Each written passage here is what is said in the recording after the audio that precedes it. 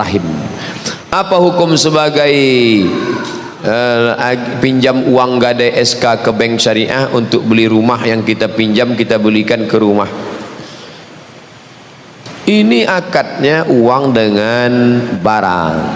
Ini bank syariah, ini perusahaan rumah, ini properti, ini orangnya. Datang kita ke bank syariah, bank syariah pinjam aku duit mau beli rumah 300 juta. Kata bank syariah kami tak mau, karena duit dengan duit riba haram. Bapak untuk apa pak? Aku mau beli rumah, biar kami belikan rumah itu.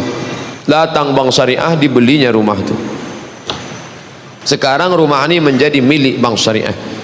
Nah, bapak mau beli rumah nih ya, beli secara cicil. Maka akadnya rumah dengan uang, tidak riba.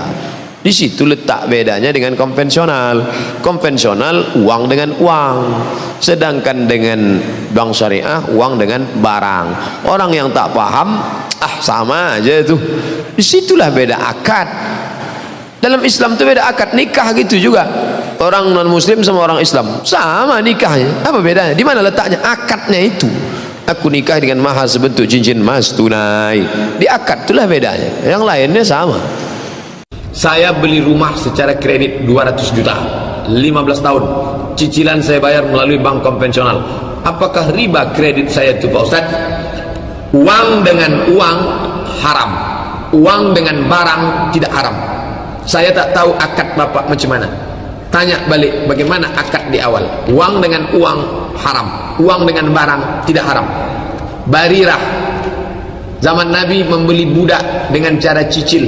Budak hamba saya dicicil selama sekian tahun, bayarnya sekian dirham, tidak haram. Ketik di Google Somad Moroko spasi kredit, nanti dapat tulisan saya tentang masalah itu. Assalamualaikum warahmatullahi wabarakatuh. Assalamualaikum warahmatullahi wabarakatuh. Izin bertanya, di tahun 2012 saya membeli rumah dengan cara kredit via bank X. Saya tidak perlu sebutkannya. Saat itu saya belum paham dengan transaksi riba. Nah sekarang cicilan rumah tersebut masih tersisa kurang lebih 6 tahun lagi. Berdosakah jika saya tetap lanjutkan sampai cicilan selesai? Atau saya harus meninggalkan atau menjualnya? Baik. Islam itu bijak, nggak langsung tiba-tiba begini. Ini kan udah 6 tahun katanya, berarti kan berproses nih dalam berjalan ini. Sekarang ditimbang dulu, kalau hifdzul mal dengan hifdzul nafsi itu kuat mana? Ini ada hifdzul nafsi nih, ini ada hifdzul mal, ya kan? Baik, antara hifdzul nafsi bertemu dengan hifdzul mal, yang paling kuat yang mana? Menjaga jiwa atau menjaga harta? Paling gampangnya gini lah, mencuri itu haram nggak? Apa? Haram ya. Kata orang semua mencuri itu haram kecuali mencuri hati anak bapak mertua dia. Dengan cara yang dibenarkan. Baik, semua mencuri itu haram, nggak boleh. Gimana kalau ada orang lapar, sangat lapar, yang jika dia tidak mengonsumsi sesuatu resiko kepada jiwanya. Lalu dia lihat ada makanan tuh yang bukan hak dia, diambil itu untuk memenuhi hajat laparnya sehingga terjaga dari serangan-serangan yang berpotensi menghadirkan kematian. Walaupun kita katakan kematian itu ajal, tapi tetap ada sebabnya kan. Baik, apa hukumnya mengambil barang bukan punya orang lain untuk menjaga nyawa misalnya di situ? Tuh, itu ada detailnya lagi, ada detailnya. Nggak bisa langsung disampaikan boleh, entar berapa juta orang entar pada mencuri itu. Ya nggak bisa begitu, ada turunannya lagi. Itu pernah kejadian di masa Umar bin Khattab. Ya, saking terpaksanya dia mencuri, mengambil buah atau makanan tertentu, dan ketika akan dikisah disampaikan kisahnya, dimaafkan, ma'adzur. Ya, malah balik mengevaluasi, nangis itu luar biasa nih presiden nangis kan. Takut dihisab sama Allah karena ada satu rakyatnya yang kelaparan. Saking takutnya gitu. Ya, sampai kan terkenal kalimat Umar itu, kalaupun ada kambing di satu wilayah terpencil di bagian kekuasaan yang aku pegang, kemudian kakinya terpeleset aku nggak tahu, itu diistighfarin sama Umar, karena khawatir ketika kambing itu mati nggak bisa dikonsumsi sama yang punyanya dan menjadikan dia kelaparan. Itu sampai ke situ mikirnya. Ya, itu menurut saya sejarah Umar itu patut ditiru. Anda kalau mau jadi pemimpin tuh keluarkan tuh fikihnya Umar itu, dan itu akan luar biasa tuh, luar biasa dahsyatnya. Nah, ini yang saya maksudkan. Kenapa saya ilustrasikan itu dulu untuk menarik ke sini. Anda kalau berhenti di sini saat ini, masuk kategori darurat nggak gitu? Ya, kalau diputus nih, putus misalnya, dah selesai. Itu mengganggu kebutuhan primer yang sedang berjalan nggak selama ini? Yang menunjang aspek berkehidupan. Tinggalnya di mana kalau langsung diputusin? Ada tempat bernaung nggak?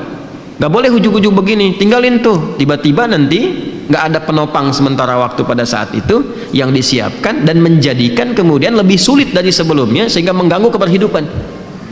Ini konstruksi ini nggak disampaikan sama beberapa penceramah yang menyampaikan dengan jawaban dari pertanyaan serupa.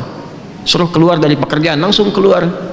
Jualan pecel lele, pecel ayam atau yang lainnya, tiba-tiba kegiatannya habis, nggak ada jembatan, malah lebih rusak daripada sebelumnya. Ujung-ujung syariat ditinggalkan, nggak percaya lagi pada Islam.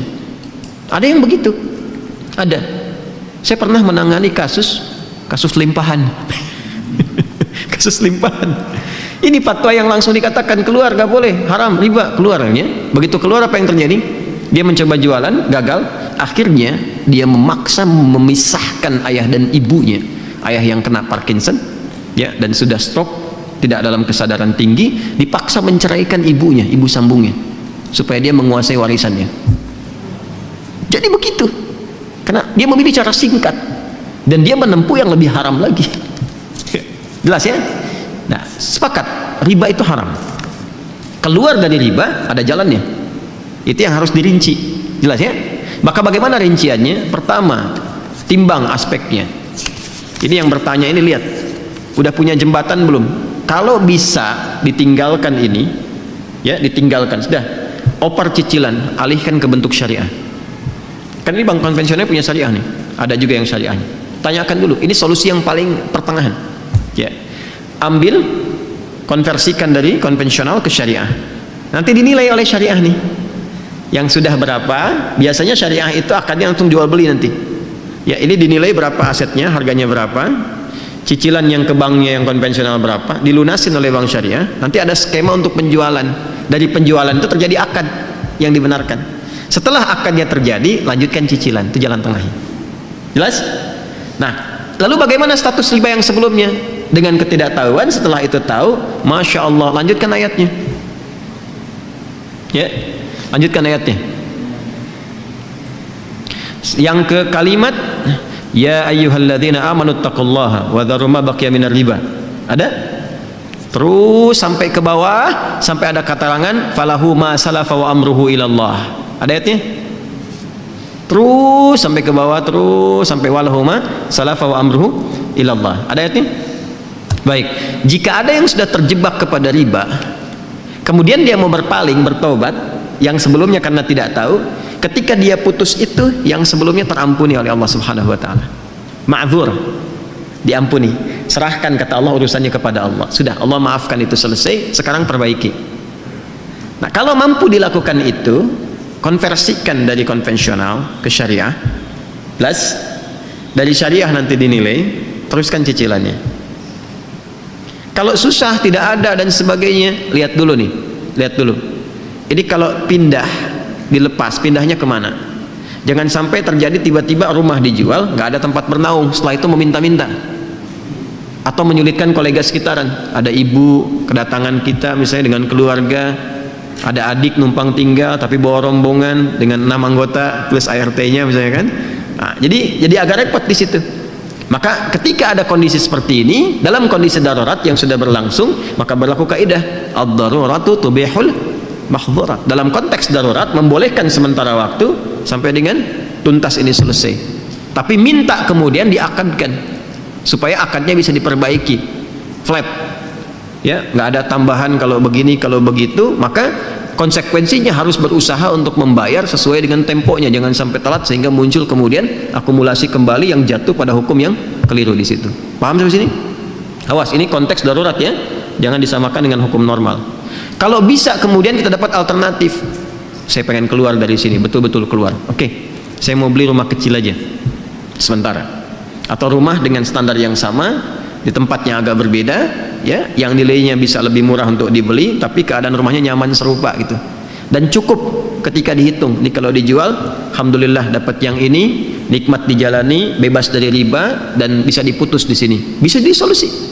Kalau itu bisa dilakukan, nanti janji Allah akan mengganti yang itu dengan yang berlipat lagi. Ya, paham ya? Nah, itu 3 bagian ini yang harus saya terangkan. Tinggal melihat ini yang bertanya kepada keadaan dirinya. Jelas ya?